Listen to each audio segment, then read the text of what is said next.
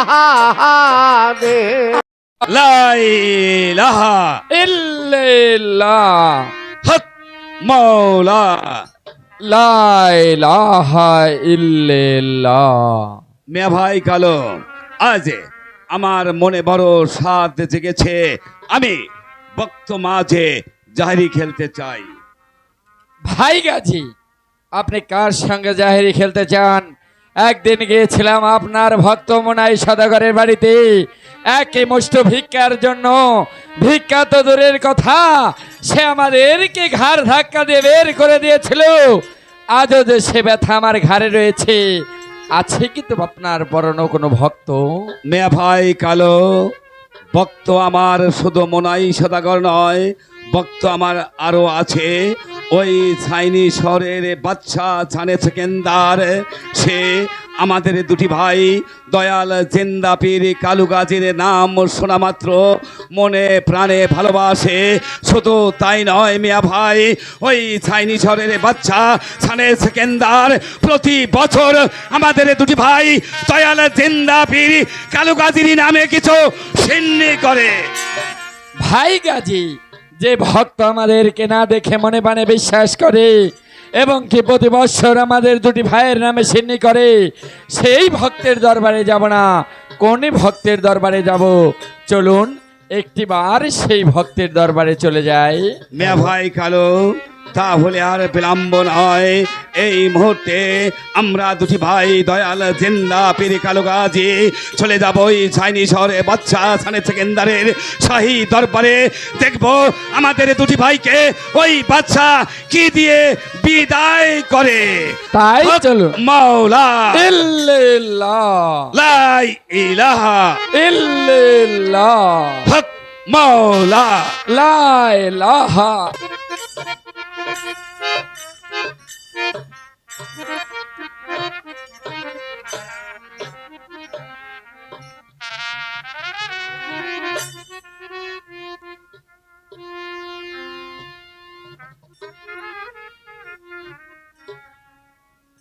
হে মেহেরবান খোদা পাক পরওয়ারদিগার, তুমি দয়ালু, তুমি মেহেরবান, তুমি সর্বশক্তিমান। তাই তো তোমার রহমতে আমি হয়েছি বাদশাহ শানে সেকেন্দার। আমি অধম গুনাহগার কাঙ্গাল, জানি না কেমন করে বাদশাহী কার্য পরিচালিত করতে হয়। তাই তো এই দুনিয়ার জমিনে বাদশাহী কার্য পরিচালিত করতে গিয়ে আমি যদি কোনো ভুল করে থাকি, হে মেহেরবান খোদা, তোমার গুনাহগার বান্দা হিসেবে তুমি কবুল মঞ্জুর করে নিও। তাই তো ছাইনি শহরের প্রজা সাধারণের মঙ্গলার্থে আমি একদিন উজিরে আজমকে বলেছিলাম, আপনি ছুটে যান আমার প্রজা মহলে। আমার প্রজা মহলে গিয়ে দেখিবেন আমার ছাইনি শহরের সমস্ত প্রজা সাধারণ কিভাবে কালাতিবাদ করছে। উজির সাহেব কেন সে সংবাদ আমার দরবারে নিয়ে কেন আসছে না?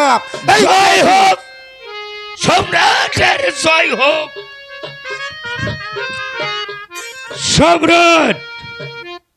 উজিরে আজম সম্রাট বলুন, আমার ছাইনি শহরের প্রজা সাধারণ কিভাবে কালাতিবাদ করছে?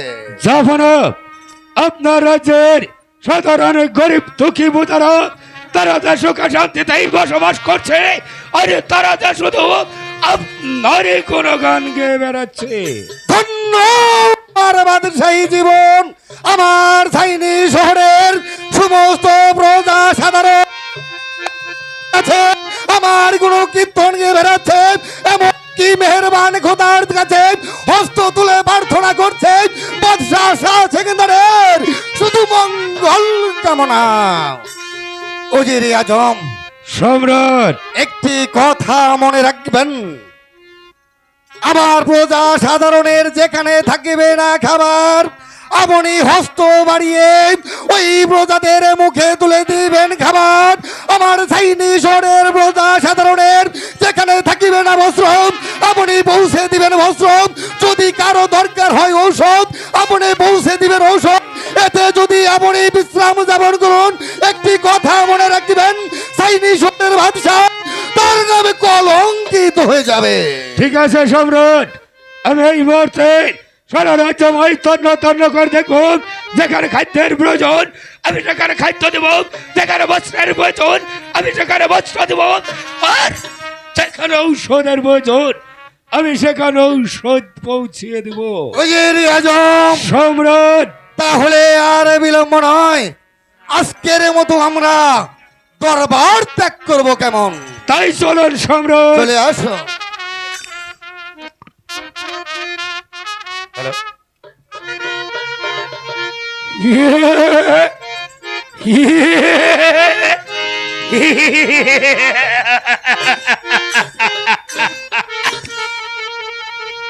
বাদশাহ সিকান্দার, তুমি আমাকে কি বলে দিয়েছো? এই মুহূর্তে এই সারা রাজ্য ভাই তন্ন তন্ন করে দেখতে, যেখানে খাদ্যের প্রয়োজন সেখানে খাদ্য মিলিয়ে দিতে, কিন্তু না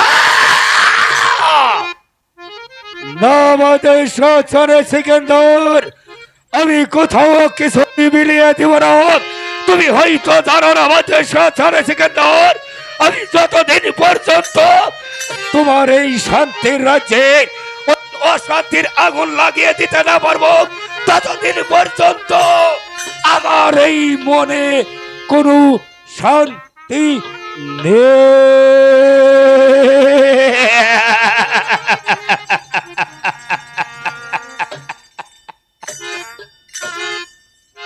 বাদশাহ সিকান্দার, তাই তো আজ থেকে আমার প্রথম কাজ হবে তোমার এই চাইনিজ শহরের সর্বসাধারণ প্রজাদের ভিতরে শুধু হাহাকার হাহাকার হাহাকার।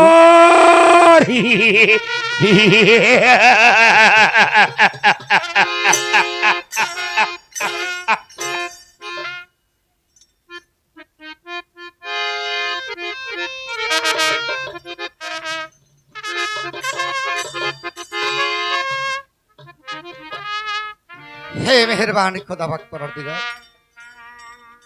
এই দুনিয়ার মধ্যে তুমি আমাকে টাকা পয়সা ধনরত্ন কোনো কিছুর অভাব রাখোনি।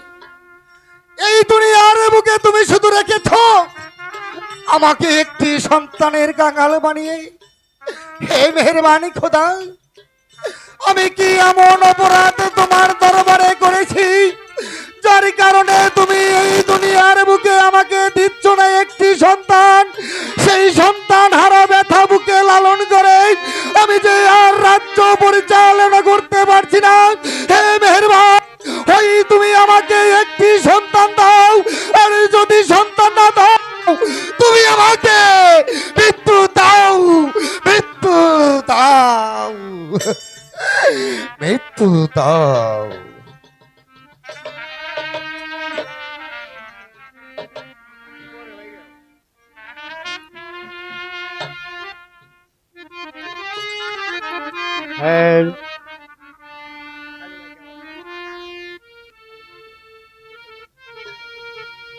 একই স্বামী এখানে নীরবে একা একা বসে কি ভাবছে? দেখো, আজ তুমি দেখতে পারছো আমি কেন নীরবতার সহিত বসে আছি? তুমি কি বুঝতে পারো না বেগো? এক যুগ 12 বৎসর গত হয়ে গেল, তুমি পারলে না একটি সন্তানের মা ডাকি শুনতে। আর এই দুনিয়ার জমিনে আমি বাদশা হয়ে আমি পারলাম না একটি সন্তানের পিতা ডাকে শুনতে। তাই তো তুমি আমায় বলে দাও বেগম, আমি কেমন করে সন্তান হারা ব্যথা বুকে রেখে আমি হাসি মুখে রাজকার্য পরিচালনা করব? স্বামী বেগম, এ যে উপর আল্লাহর ইচ্ছে, উপর আল্লাহ এমন কোনো জিনিস এই পৃথিবীতে পারেন না। দিনকে রাত করছেন, রাতকে দিন করছেন, বাচ্চাকে ফকির করছেন, ফকিরকে বাদশা করছেন। উপর আল্লাহ কি বলেছে? উপর আল্লাহ বলেছে, বান্দা আমি তোমাদেরকে মানুষকে জন্ম দিয়ে সুন্দর পৃথিবীতে পাঠিয়েছি, কোন জিনিসের অভাব তোমাদের রাখিনি, শুধু তাকে ডাকার মতো ডাকতে হবে। সে যে দুয়ার ভান্ডার নিয়ে বসে আছে, তার কাছ থেকে আমাদের চাওয়ার মতো চেয়ে নিতে হবে। আমি নামাজে বসে নামাজ শেষে উপরে আল্লাহর কাছে দু হাত তুলে প্রার্থনা করব, ডাকার মতো ডাকলে অবশ্যই আমার ডাকে সাড়া দেবে। হ্যাঁ বেগম, তাই তো আমি বলতে চাই, ওই মেহেরবান খোদার নামে যাই নামাজ বিছিয়ে তুমি 2 রাকাত নফল নামাজ আদায় করবে। এমন কি নামাজ শেষে হস্ত তুলে ওই বিধাতার কাছে একটি সন্তান বলে প্রার্থনা করবে। স্বামী, আমি তাই করব। হ্যাঁ বেগম, আপনি ভেঙে পড়বেন না, উপরে আল্লাহর উপরে ভরসা রাখুন।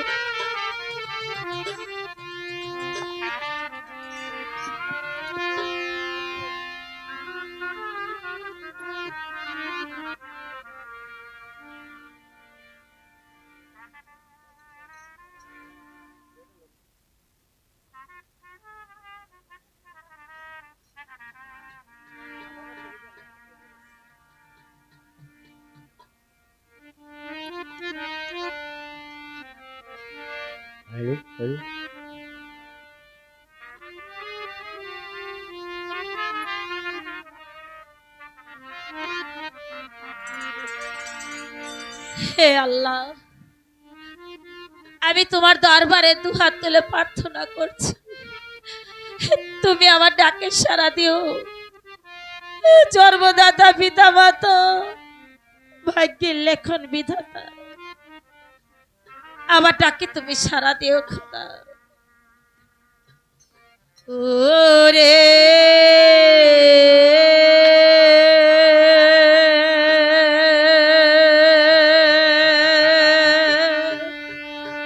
একটি বেটা দাও মোর আমার আল্লাহ রে, ওরে আল্লাহ একটি বেটা দে ওরে একটি বেটা দাও মোর আমার আল্লাহ রে, ওরে আল্লাহ একটি বেটা দে। আরে ফবে একটি বেটা আরে দাও রামান আল্লাহ রে, ওরে আল্লাহ একটি বেটা দে আমার খাইব সাধ ওই আমার নাই রে, ওরে মহিলা মাটি দিবে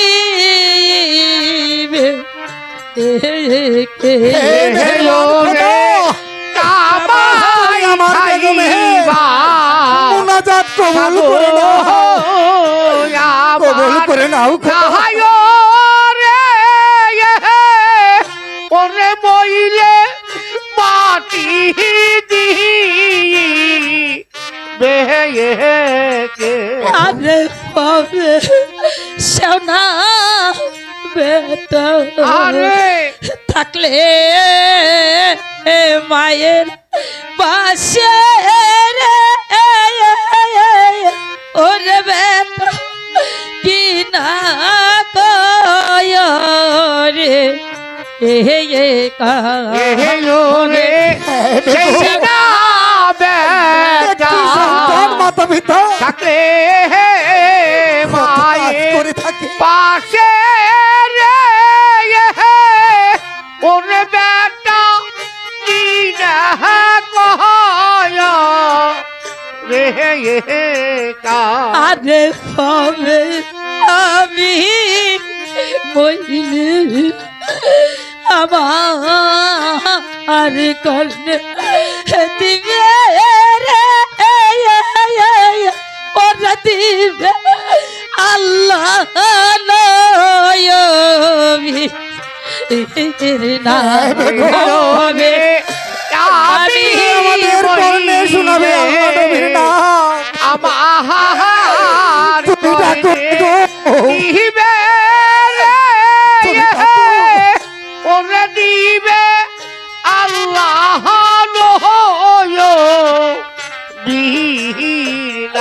আরে পাবে মর কালে আরে বড় না সুখ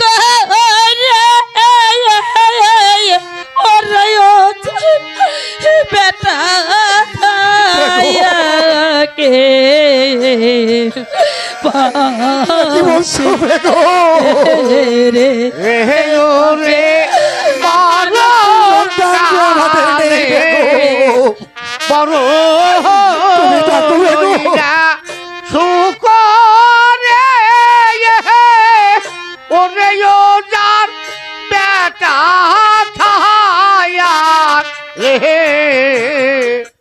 পাহা রে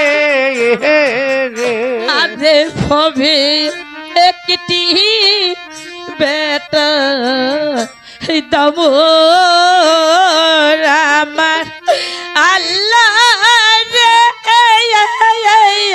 ওরে আল্লাহ একটি বেটা দে এলো রে একটি বেটা দেব আমার আল্লাহ রে ওরে আল্লাহ একটি বেটা এ খোদা এই পৃথিবীর বুকে টাকা পয়সা ধন রত্ন কত কিছু তুমি আমাকে দিয়েছো, কেন একটি সন্তানের কাঙ্গাল করে রেখেছো খোদা? আমাকে তুমি ক্ষমা করো খোদা, আমাকে তুমি মাফ করো, একটি সন্তান তুমি আমাকে দান করো। বেগম, আজ আমি ভেবে স্থির করতে পারছি না ওই মেহেরবান খোদাকে এত টাকা টাকির বের করেও দিচ্ছে না, কেন দিচ্ছে না আমাদের ঘরে একটি মাত্র সন্তান? তাই তো আমার মন বলছে জানা অজানা হয়তো কোনো ভুল রয়েছে আমার মাঝে, না হয়তো কোনো ভুল রয়েছে তোমার মাঝে। তাই তো আমি তোমার কাছে শুধু একটি কথাই জানতে চাই বেগম, তুমি শুধু বলবে এই দুনিয়ার বুকে তুমি কাকে বিশ্বাস করো, কাকে তুমি মনে প্রাণে ভালোবাসো, কাকে তুমি হৃদয়ের স্থল থেকে হৃদয় তাকে ভক্তি করো বেগম। স্বামী, বেগম, আজ হঠাৎ কেন এই প্রশ্ন আমি জানি না, তবে আমি আপনার প্রশ্নের উত্তর দিচ্ছি স্বামী। বলো বেগম। এই পৃথিবীতে আমার স্বামীকে ছাড়া আমি কাউকে ভালোবাসি না, এ কি বলছো বিশ্বাসও করি না। কেন? স্বামীর পায়ের স্ত্রীর বেহেস। বেগম? তুমি যে বড্ড ভুল করে ফেললে বেগম, তুমি কেমন করে ভুলে গেলে ওই মেহেরবান সৃষ্টিকর্তার কথা? তুমি সকলকে ছোট রেখে তুমি আমাকে করেছো বড়। আমি কাকে বিশ্বাস করি, কাকে ভালোবাসি, আর কাকে আমি হৃদয় দিয়ে ভক্তি করি তুমি জানো বেগম? আমি জানি না স্বামী, বেগম, আমার কাছে বললি। আমি প্রথমত বিশ্বাস করি যিনি হয়েছে আমাদের স্রষ্টা, আমরা হয়েছি যার সৃষ্টি, সেই স্রষ্টার প্রতি থাকে আমার অগাধ বিশ্বাস।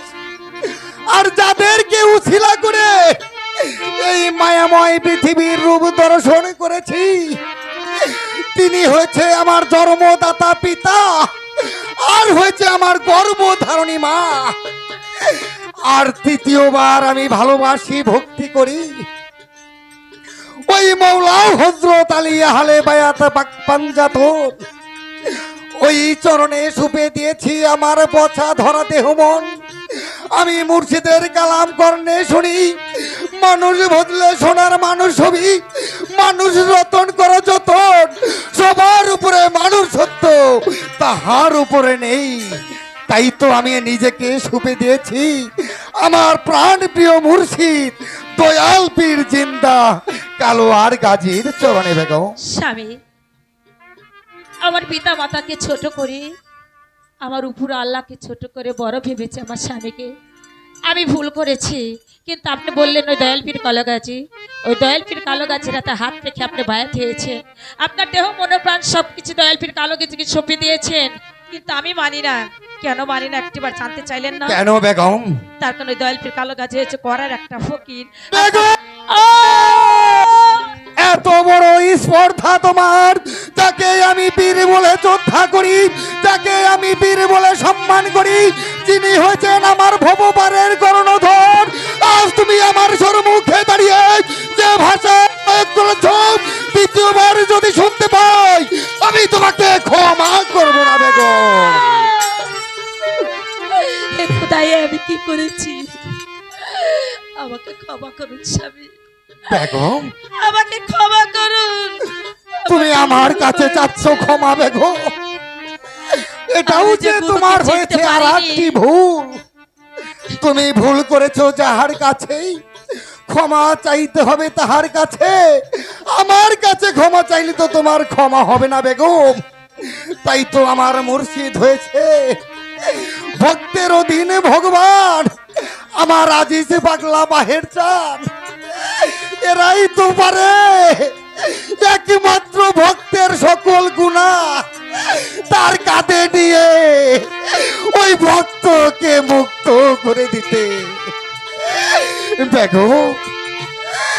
তাই তো তুমি মোরাকাবা মোশাহেদায় বসে দুটি হস্ত তুলে আমার মুর্শিদের দরবারে প্রার্থনা করবে, ওগো আমার বান্ধব, আমি ভুল করেছি, তুমি আমায় ক্ষমা করে দাও, তুমি আমাকে ক্ষমা করে দাও বেগম। আর যেন এমন ভুল না হয়।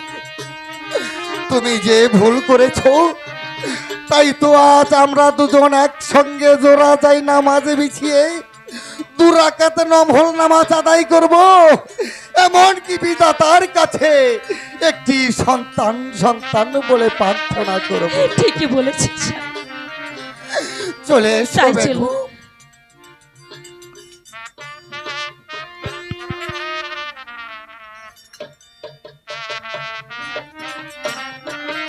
হক মাওলা